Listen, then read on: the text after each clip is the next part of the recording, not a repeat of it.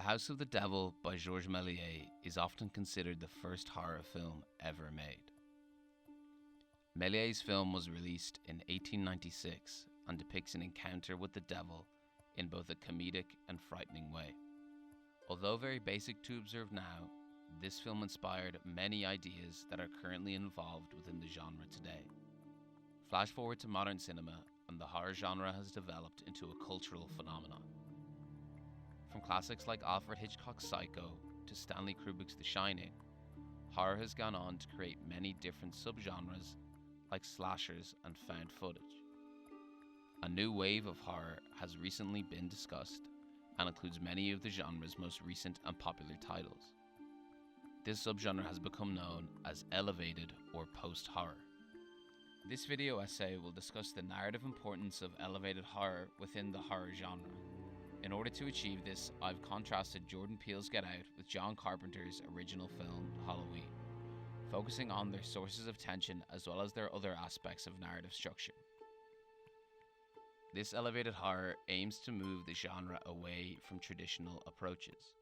More than any other genre, horror is often governed by many rules or codes.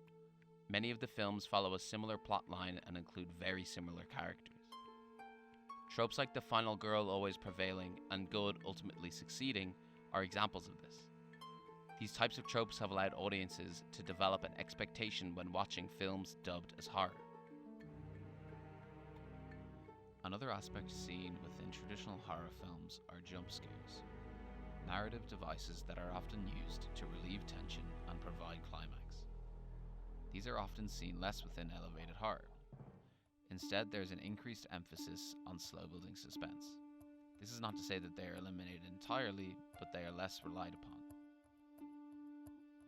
This new elevated horror attempts to reinvent the source of fear. These films do not contain monsters or murderers like Freddy Krueger or Jason. They often deal with more emotional or psychological fears. They force the viewer to look for where fear is coming from and why they are scared of it. This can be seen in Lee Wannell's The Invisible Man, a film that combines a classic villain with a contemporary issue. It's the symbol of them that's iconic, not the original character. I don't know many modern teenagers who would have read the original H.G. Wells novel, but they're aware of The Invisible Man because they grew up watching Hotel Transylvania, Adam Sandler voicing Dracula and stuff like this. It's part of the reason I think a lot of these iconic monster characters have become safe. It's because they're so ubiquitous. Wannell successfully highlights domestic and psychological abuse as the main villain within this film, placing them both ahead of a well-known and established character. This provides a completely fresh new coat of paint for the viewer.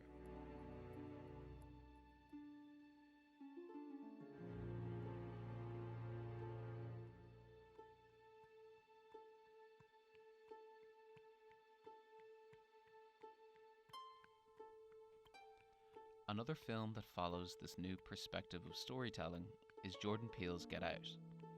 Winner of the 2017 Academy Award for Best Original Screenplay, this film, like many other within this subgenre, combines both traditional horror narratives alongside contemporary ideas. Originally taking inspiration from the 1967 film Guess Who's Coming to Dinner, Peele molds his passion for horror with his comedic skill to create a unique vision for a new kind of horror.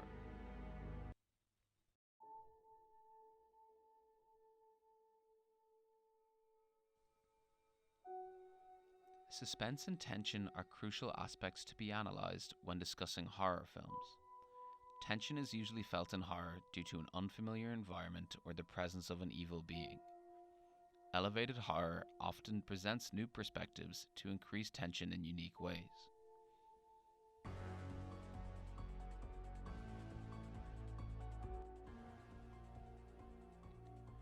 In John Carpenter's Halloween, we see a very straightforward display of tension. Our story takes place in a small white suburban town that seems largely devoid of parents. Our villain is identified in the opening scene and introduces tension from the offset. Once Michael Myers has escaped his mental facility, we are introduced to our protagonist Laurie. It appears clear that there is only a matter of time before their paths cross. Carpenter begins using Myers to create and build tension. By slowly increasing his presence in the film, whether lurking behind a bush, glaring through a window, or updating his whereabouts, it is clear whenever Myers appears, tension follows. It is through Myers that Carpenter presents an easily identifiable horror. This is an aspect that has been seen in many traditional scary films, but is not quite as prevalent within this new elevated horror.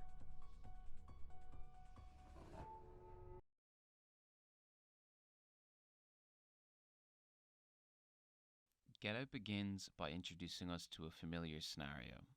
Our main character, Chris, is meeting his girlfriend's parents for the very first time. Do they know I'm black? No. Should they? It seems like something you might wanna, mention. An uncomfortable atmosphere is felt as soon as they meet. The parents seem open to the relationship, but a layer of tension begins to form due to a certain racial clumsiness. We see this through Rose's parents as their father attempts to relate to Chris by using certain words and discussing certain topics with him. Wiped out. Yeah, a little. So how long has this been going on, this thing? By the way, I would have voted for Obama for a third term if I could. Best president in my lifetime, hands down. I agree. Yeah. It is through this racial clumsiness that initially introduces tension within this film. Although very basic at first, it gradually builds and is reinforced as soon as we meet more members of Rose's family. Conversations begin to focus around Chris's physical features, often highlighting his potential athleticism. But, I do know Tiger.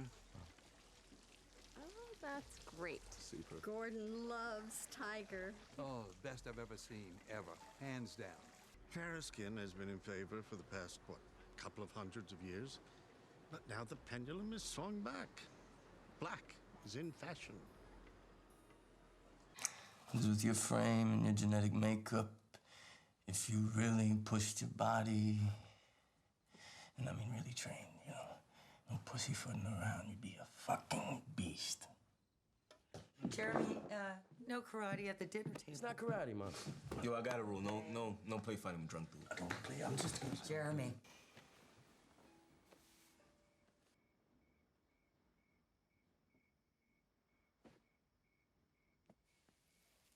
In order to further develop this tension, Peele looks towards the other black characters within the film. Chris looks for a break from Rose's family by reaching out to the maid and the gardener, the only other black characters within the film at this point. He then quickly realizes his mistake. I didn't get to meet you, actually, up close. I'm Chris. I know who you are. She is lovely, isn't she? Rose? Yeah, she is. One of a kind? Top of the line? A real doggone keeper? Right. Although Carpenter is reluctant to speak on any analysis of Halloween, it has been argued that the film represents the punishment of teenage misfits. Laurie represents our virginal final girl, the outlier from her gang of cigarette-smoking friends. Her clear segregation and lone survival displays the message that those who remain innocent and honest will succeed. The idea that the horror genre provides social commentary is not new, yet it is the method of transporting this commentary that is key to elevated horror.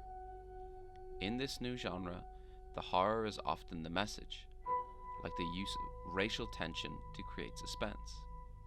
Within traditional films, the message is often deciphered after watching the film, and is not ingrained into the horror itself.